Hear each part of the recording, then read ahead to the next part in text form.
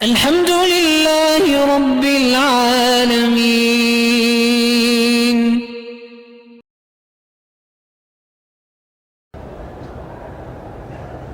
جیسے کہ حضرت تھانوی رحمۃ اللہ علیہ کی خدمت میں ایک آدمی آیا اور اس نے کہا کہ حضرت میں پروفیسر ہوں اسلامیات کا، دوسری بات یہ ہے کہ میں عربی لغت کا بھی بہت بڑا ماہر اور مانا ہوا الحمدللہ استاد ہوں، میرا عربی لغت پہ بڑا عبور ہے اور مجھے دین سے محبت ہے، اس لیے قرآن سے بھی محبت ہے، لیکن میں جب مولوی حضرات کی باتیں سنتا ہوں کہ قرآن جو ہے کسی عالم کو بیان کرنا چاہیے، ہر آدمی بیان نہ کرے، تو میں حیران ہوتا ہوں کہ جب میں عربی جانتا ہوں، پروفیسر ہوں اسلامیات کا، قرآن کئی دفعہ پڑھا ہے کہ ہمیں اس کا ترجمہ نہیں، ضرور ہم مولوی کے پاس جائیں۔ یہ علماء جو ہیں کیا قرآن کے نعوذ باللہ ٹھیکیدار ہیں کہ ان کے بغیر ہمیں قرآن سمجھ ہی نہیں آتا؟ حضرت سنتے رہے، چونکہ حضرت تو بہت بڑے الحمدللہ بڑے حکیم الامت تھے، بڑی حکمت سے بات کرتے تھے، سنتے رہے۔ جب اس نے بات ختم کی تو آپ نے فرمایا اچھا ماشاء اللہ آپ کو اللہ کے قرآن کے ترجمے پر بھی عبور ہے؟ انہوں نے کہا ہاں جی بالکل، مجھے کسی آیت کا معنی پوچھ لیں۔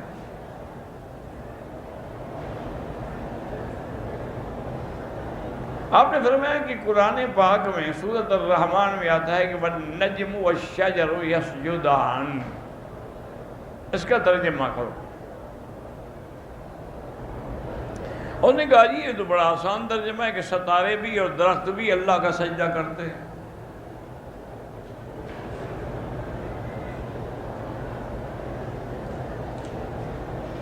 اور قرآن پاک میں دوسری جگہ باقاعدہ موجود ہے کہ وَالنَّجْمِ إِذَا هَوَىٰ بُرَا، ستارہ ہے۔ اللہ کے بندے جہاں بھی نجم آئے گا معنی یہی کرو گے؟ اس نے کہا جی اور کیا کر سکتے ہیں؟ تو پھر تم نے قرآن کو سمجھا کیا ہے؟ یہ جو والنجم یہاں ہے، والنجم کے بعد والشجر ہے،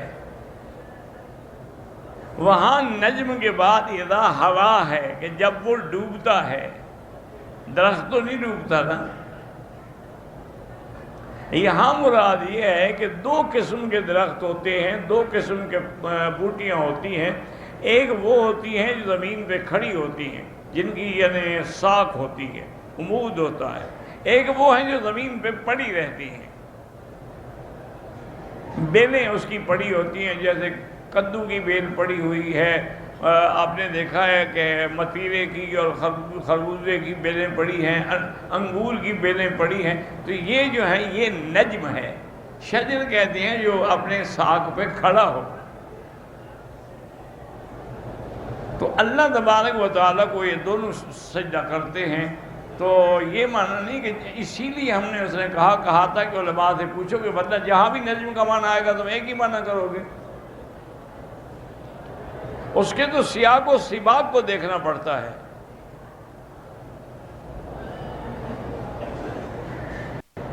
بعض اوقات ایک ہی لفظ ہوتا ہے لیکن اس کے معنی کئی ہوتے ہیں۔ مثلا قرآن میں لفظ عین ہے، اب ایک ترجمہ تو اس کا وہی ہے آنکھ ہے،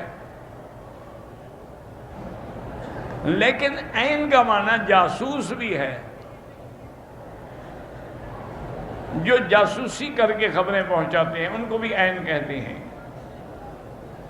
اور عین کا معنی جو ہے یہ ہمارے یہاں گھٹنا ہے نا، اس کی جو ہڈی ہے اوپر، اس کو بھی عین کہتے ہیں، سورج کو بھی عین کہتے ہیں۔ تو آپ نے فرمایا اللہ کے بندے اب کیسے ہم فرق کریں گے؟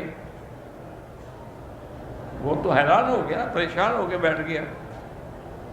ہمیں فرمایا کہ اگر ہوگا کہ عین طلعت، کہ عین جو ہے وہ طلوع ہوا، تو ہم کہ ہاں اس سے مراد سورج ہے۔ اگر آئے گا عین ان کسرت بھی عین ٹوٹ گئی ہوں گے، ہاں وہ گھٹنے کی ہڈی ٹوٹ گئی بیچارے کی۔ اسی طرح اگر آئے گا عین ان فجرت، کہ عین جو ہے وہ پھوٹ پڑی ہوگی، ہاں اس سے مراد وہ چشمہ ہے جو زمین سے پھوٹا ہے، اس کو بھی عین کہتے ہیں۔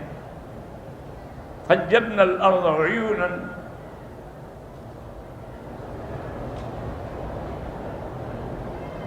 اور اسی طرح اگر کہیں کہ جاسوس نے خبر پہنچائی، کہیں عین النذا اخبرت، کہ جاسوس نے جب خبر دی تو آگے سیاق سباق جیسے بدلتا جائے گا ترجمہ بھی بدلتا جائے گا۔ اس نے کہا کہ جی ہاں بات آپ کی مجھے سمجھ آ گئی ہے، اور میں توبہ کروں، اس تکبر میں نہ رہو کہ ہم قرآن سمجھ لیتے ہیں۔ یہی تکبر جنہوں نے کیا نا، نتیجہ یہ نکلا کہ آخر میں بھٹک گئے۔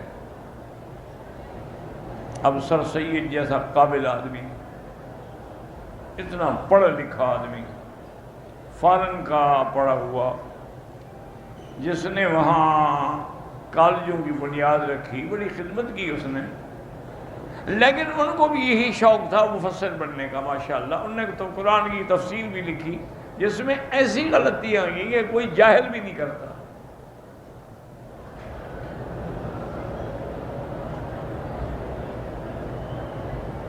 اور کئی ہیں جیسے قادیانی ہے، ان کے جو خلیفہ اول تھا نور الدین، اس نے بھی قرآن کے ترجمہ لکھا، اور ہر جگہ اس نے قادیانی کو ثابت کرنے کے لیے قرآن کے معنی بدل ڈالے۔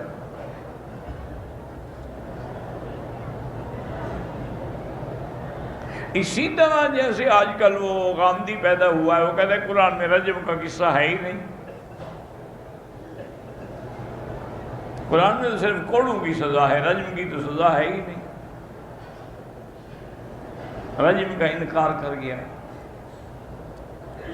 اور بڑے بڑے لوگوں نے ٹھوکریں کھائی ہیں۔ نتیجہ یہی تھا کہ وہ کسی عالم سے نہیں پڑھے، اگر کسی عالم سے پڑھتے، ان سے پوچھ لیتے، مسئلہ حل ہو جاتا۔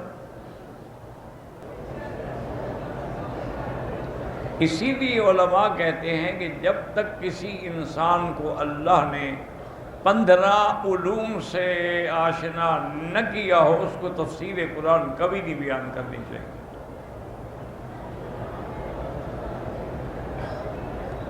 پندرہ علوم سے مراد کیا ہے؟ یعنی صرف ہے، نحو ہے، معانی ہے، بلاغت ہے، احکام ہیں، ناسخ و منسوخ ہیں، اسماء الرجال ہیں۔ تو جب تک ان ساری علوم پر انسان کی نظر نہ ہو، وہ لازمی بات ہے کہ ترجمہ کرنے میں غلطی کر جائے۔